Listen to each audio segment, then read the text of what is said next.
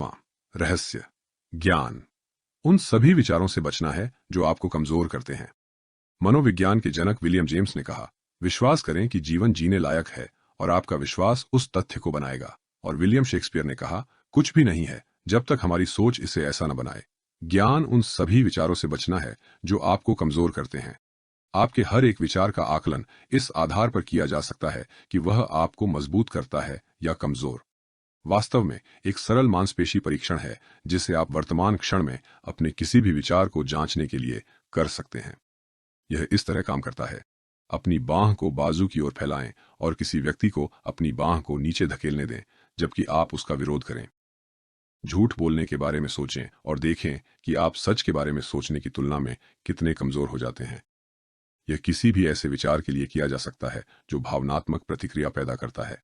Power बनाम शीर्षक वाली एक किताब में बल के बारे में डेविड हॉकिंस, एक चिकित्सक, इस पद्धति पर विस्तार से बताते हैं और चेतना का नक्शा देते हैं जो दिखाता है कि हर विचार आपको कमजोर या मजबूत कैसे बनाता है। सच्चा ज्ञान है हर समय खुद पर नजर रखना ताकि आप अपनी कमजोरी या ताकत की स्थिति जान सकें और उन विचारों से बाहर निकल सकें जो आपको कमजोर करते हैं। इस तरह आप खुद को एक उत्साहित उच्च चेतना की स्थिति में रखते हैं और अपने विचारों को शरीर के हर अंग को कमजोर करने से रोकते हैं। जब आप अपने मन का उपयोग खुद को शक्तिशाली बनाने के लिए करते हैं तो आप उस चीज से जुड़ते हैं जो आपके मनोबल को ऊपर उठाती है। शक्ति आपको अपने उच्चतम स्तर पर जीने और काम करने के लिए प्रेरित करती है और यह करुणामय होती है। दूसरी ओर बल में गति शामिल होती है। यह शक्ति से अलग है जो एक स्थिर क्षेत्र है जो कभी किसी चीज के विरुद्ध नहीं जाता। चूंकि बल गतिशील होता है, यह हमेशा एक प्रतिबल पैदा करता है। वह प्रतिबल लगातार ऊर्जा का उपभोग करता है और उसे ऊर्जा की आवश्यकता होती है। दयालु होने के बजाय बल को निर्णय, प्रतिस्पर्धा और दूसरों को नियंत्रित करने से जोड़ा जाता है।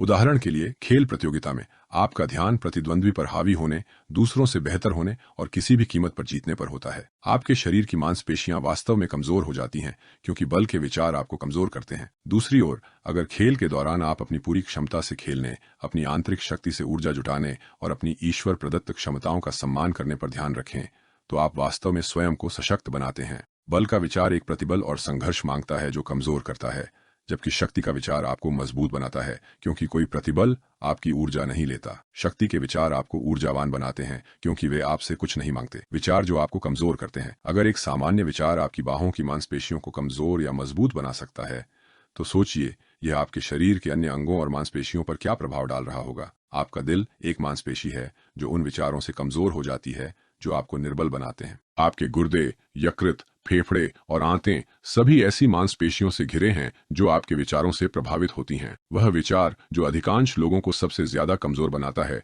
वह है शर्म। खुद को माफ करने के महत्व को पर्याप्त रूप से बताया नहीं जा सकता। अगर आप अतीत में किए गए कामों के लिए शर्म के विचार मन में रखते हैं तो आप खुद को शारीरिक और भावनात्मक रूप से कमजोर कर रहे हैं। इसी तरह अगर आप किसी को सुधारने के लिए शर्म और अपमान की तकनीक अपनाते हैं तो आप एक कमजोर व्यक्ति बना रहे हैं जो तब तक सशक्त नहीं होगा जब तक वे शर्मनाक विचार दूर न हों। अपने शर्म के विचारों को दूर करने में जाने की इच्छा अपने पिछले व्यवहार को सीखने के सबक के रूप में देखने और प्रार्थना और ध्यान के माध्यम से अपने मूल से फिर से जुड़ने की क्षमता शामिल है। शर्म के बाद अपराध बोध और उदासीनता के विचार आपको सबसे कमजोर बनाते हैं। वे दोष और निराशा की भावनाएं पैदा करते हैं। अपराध बोध में जीना यानी वर्तमान क्षणों को उस पर अटके रहकर बिताना जो पहले ही हो चुका है। कितना भी अपराध बोध जो हो चुका है उसे कभी पलट नहीं सकता। अगर आपका पिछला व्यवहार आपको गलतियों से सीखने के लिए प्रेरित करता है तो यह अपराध बोध नहीं बल्कि अतीत से सीखना है। लेकिन अपनी तथाकथित गलतियों पर वर्तमान में डूबे रहना अपराध बोध है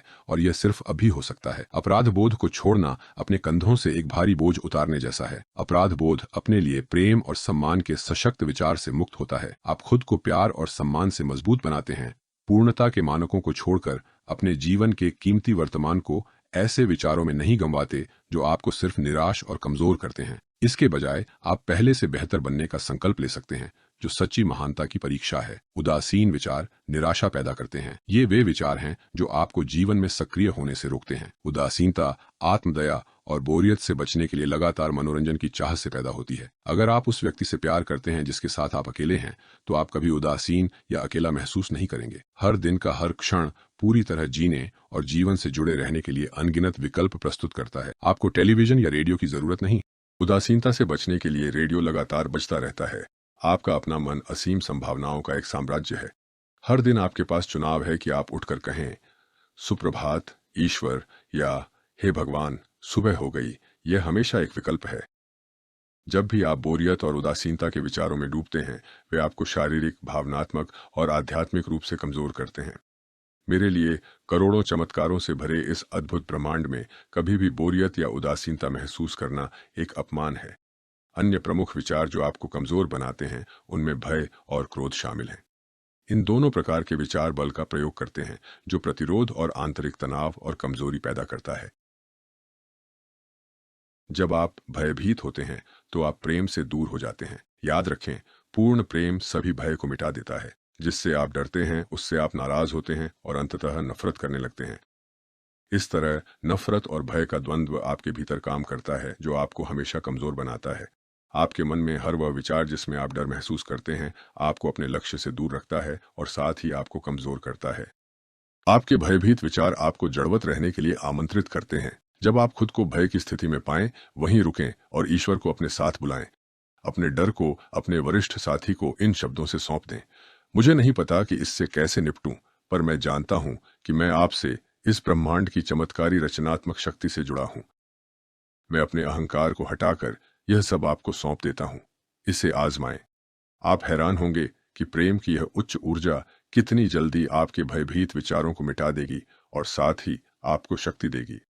क्रोध भी उन विचारों की भावनात्मक प्रतिक्रिया है जो कहते हैं, मैं चाहता हूं कि दुनिया मेरी इच्छा अनुसार हो, न कि जैसी है, इसलिए मैं क्रोधित हूं।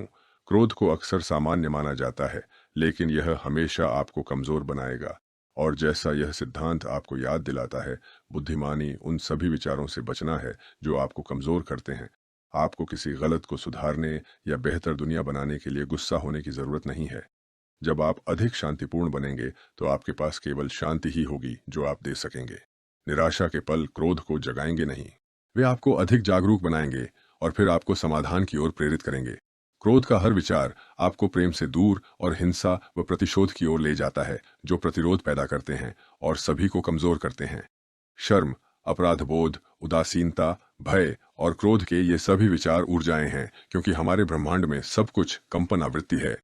जो आपको कमजोर करते हैं, वे निम्न धीमी आवृत्तियां हैं, जिन्हें केवल आत्मा की उच्च तेज ऊर्जाओं से ही मिटाया जा सकता है। विचार जो आपको मजबूत बनाते हैं, जब आप निम्न ऊर्जा कंपन वाले विचार से उच्च आवृत्ति वाले विचार की ओर बढ़ते हैं, तो आप कमजोर से मजबूत हो जाते हैं।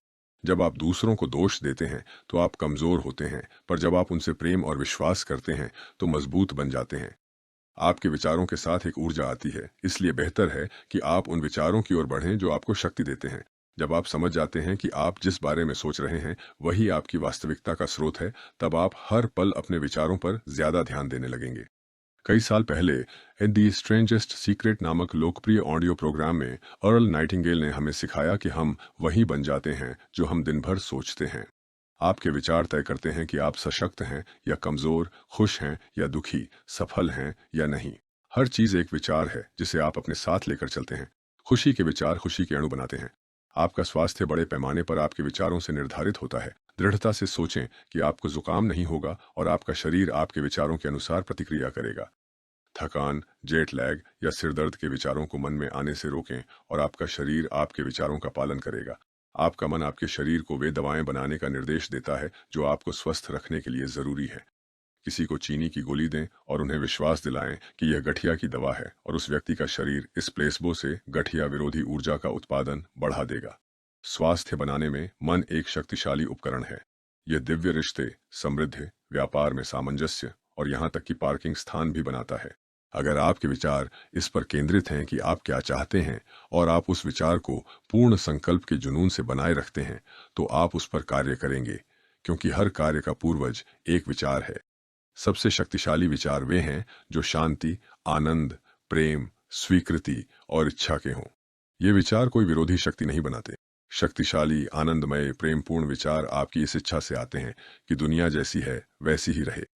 तब आप आंतरिक आनंद की स्थिति में होते हैं, जहां संघर्ष की जगह शांति, लालसा और चिंता की जगह जीवन के प्रति सम्मान और तिरस्कार की जगह समझ आ जाती है। आप आशावादी बन जाते हैं। गिलास को आधा खाली देखने के बजाय यह हमेशा आधा भरा होता है। ये सब आपकी सोच पर नियंत्रण रखने का आपका एक सचेत निर्णय है। बस अपने जीवन के हर पल याद रखें कि आप हमेशा चुन सकते हैं कि कौन से विचार अपने मन में आने दें। कोई और आपके मन में विचार नहीं डाल सकता। चाहे आप किसी भी परिस्थिति में हों, यह आपका चुनाव है। कमजोर करने वाले विचारों को उच्च आध्यात्मिक स्तर के विचारों से बदलना चुनें। खुद को यह न समझाएं कि यह नहीं हो सकता या कहना आसान है करना मुश्किल। आपका मन आपके नियंत्रण में है। आप अपने विचारों के रचयिता और चयनकर्ता हैं। आप उन्हें जब चाहें बदल सकते हैं। यह आपकी ईश्वरीय विरासत है, स्वतंत्रता का वह कोना जिसे कोई छीन नहीं सकता। आपकी अनुमति के बिना कोई भी आपके विचारों पर नियंत्रण नहीं कर सकता। इसलिए उन विचारों से बचें जो आपको कमजोर करते हैं और आप सच्चा ज्ञान पाएंगे। यह आपका चुनाव है। और ये थे मेरे वो 10 राज जिनसे आप जीवन में सफलता और आंतरिक शांति पा सकते हैं। ईश्वर आपका भला करे। नमस्ते।